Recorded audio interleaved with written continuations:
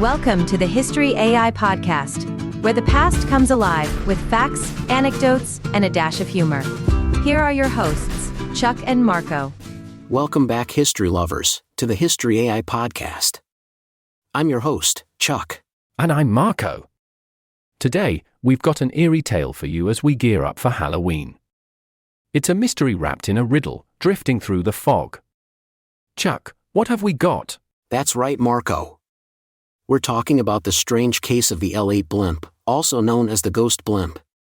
This story has all the makings of a creepy October episode, an airship, an unsolved disappearance, and a mystery that still baffles people to this day. Oh man. You had me at Ghost Blimp. I already feel the spooky vibes. Let's dive in. Okay, so it's 1942, in the heat of World War II. The U.S. Navy had a fleet of blimps used for coastal patrols, primarily to spot enemy submarines. These blimps would glide over the waters, scanning for any sign of a sneaky sub lurking below. One of these was the L-8, part of Airship Squadron 32 based out of Treasure Island in San Francisco Bay. So far so good. The Navy had their eyes peeled for enemy subs off the California coast, but I take it things didn't go exactly to plan for the L-8? Exactly. On August 16, 1942, the L-8 took off on what was supposed to be a routine mission. Aboard were two men, Lieutenant Ernest DeWitt Cody and Ensign Charles Adams. They were both experienced aviators. Everything was running smoothly. They had radio contact, they were on course, and the blimp had all the necessary equipment for the mission. Classic setup for a mystery. I can already sense something weird is about to happen. Oh, just wait. About 90 minutes after takeoff, they radioed in to report that they had spotted what looked like an oil slick on the water, which often suggested the presence of a submarine. That was the last anyone heard from them. Wait, hold on. They spotted something and then, poof, no more radio calls? Exactly. Radio silence. Other aircraft in the area attempted to reach the crew, but there was no response. About 2 hours later, things got even weirder. The L-8 blimp was spotted drifting inland near Daly City, which is just south of San Francisco. So the blimp is heading back to land unmanned? That's the thing, it wasn't clear yet that it was unmanned. At first, everyone assumed the crew was still on board, but the blimp was behaving oddly.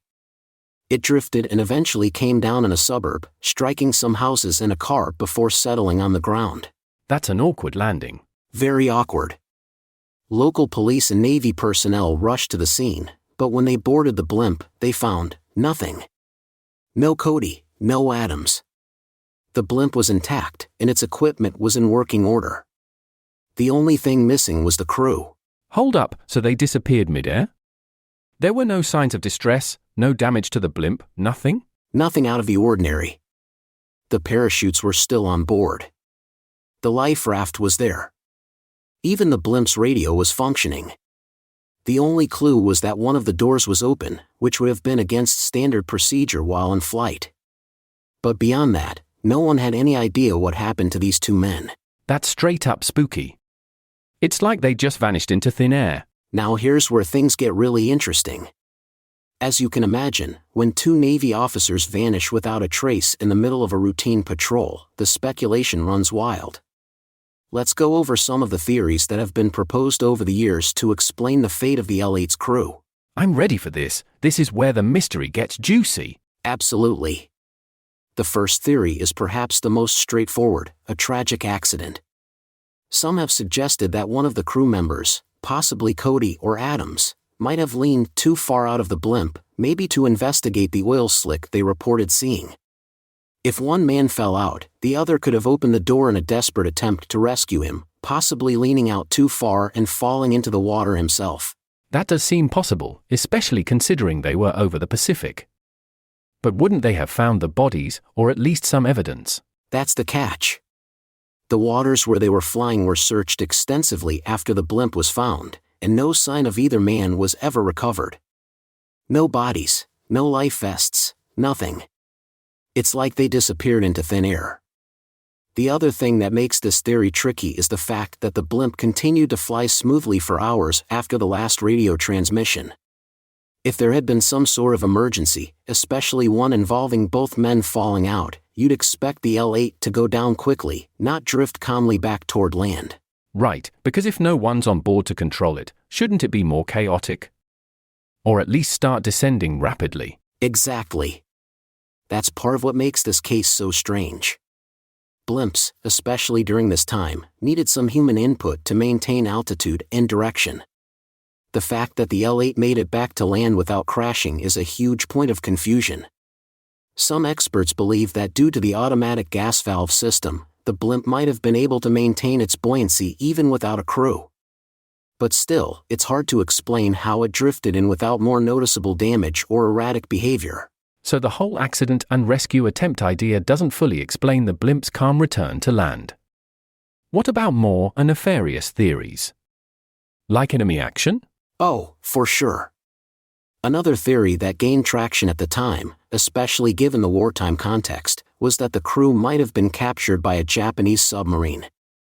The thinking here is that after spotting the oil slick, they went to investigate, possibly landing the blimp or flying low enough to be intercepted. The Japanese military was known to have submarines patrolling the U.S. West Coast at this point in the war, so it's not completely out of the question. Yeah, but wouldn't someone have spotted the sub? Or at least seen some evidence of a struggle? That's one of the biggest problems with this theory. First, no submarines were reported in the area at that time. Second, the L-8 didn't show any signs of damage or struggle. If the men had been forced to leave the blimp, you'd expect there to be some indication of foul play, scratches, bullet holes, or radio distress signals. But everything on the blimp was in perfect working order, as if the crew had just vanished. So no clear evidence points to enemy action, and the idea of a stealthy submarine abduction seems pretty unlikely. What's next? Aliens? You guessed it. The alien abduction theory is, of course, a favorite among UFO enthusiasts. According to this idea, Cody and Adams were taken by extraterrestrials, which would explain the complete lack of evidence and how the blimp was left untouched. I mean, this is 1942, and while we didn't have full-blown UFO mania yet, the idea of mysterious flying objects was already part of popular culture. It does sound like something straight out of a sci-fi movie. A blimp hovering over the ocean, and boom, aliens swoop in, beam the crew up, and leave the blimp to float back to land. It's a fun theory, but I'm guessing there's no real evidence for that one either? Not a shred. Like most UFO-related theories, it's based purely on speculation. There's no physical evidence to suggest alien involvement, and the idea was never taken seriously by the Navy or investigators at the time. But hey, it's one of those ideas that people love to throw around because, well, why not? It's an unsolved mystery, after all. The aliens did it card is always a fun fallback. But let's be real, what about more grounded ideas? Could it have been something like a government cover-up? Now we're diving into some conspiracy waters.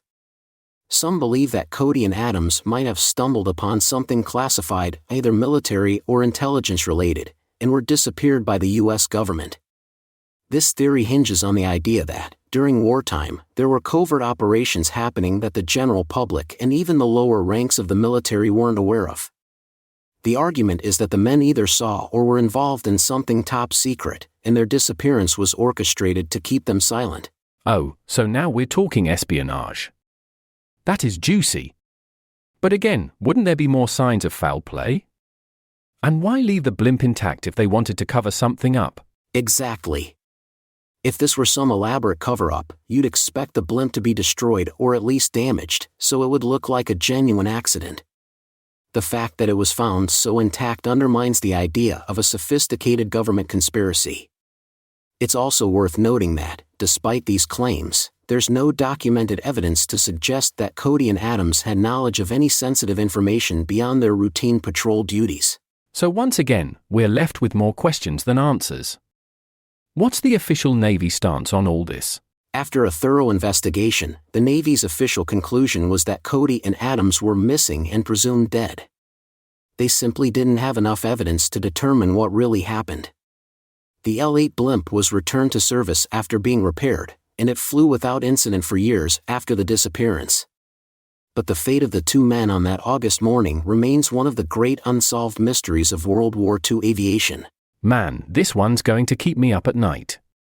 I mean, it's like the Bermuda Triangle, one of those cases where, no matter how many theories you throw at it, nothing quite fits. We're left with a ghost story that's not just about a missing crew, but about how history sometimes leaves us hanging with more questions than answers. And that's exactly why this mystery still captivates people today. It's a perfect example of how history isn't always neat and tidy. There are gaps, and sometimes, those gaps are what keep us curious. Man, the L-8 Blimp story is going to keep me up at night, and not just because of the Halloween spirit. This one's going on the list of unsolved mysteries that's never going to stop bugging me. You and me both. It's a reminder that sometimes, history doesn't give us all the answers, and maybe that's what makes it so fascinating. There's always room for a little wonder and a little fear of the unknown.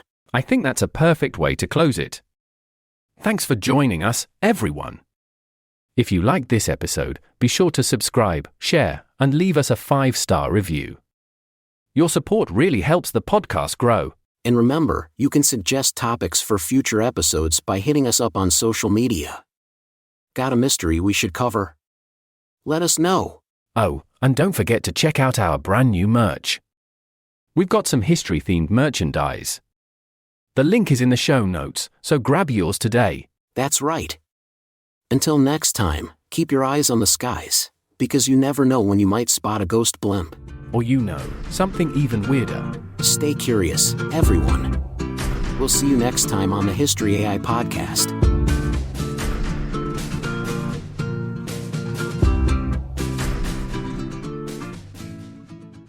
Discover the dark, enchanting world of shadowed journeys, the tales of Jordan and Squishy.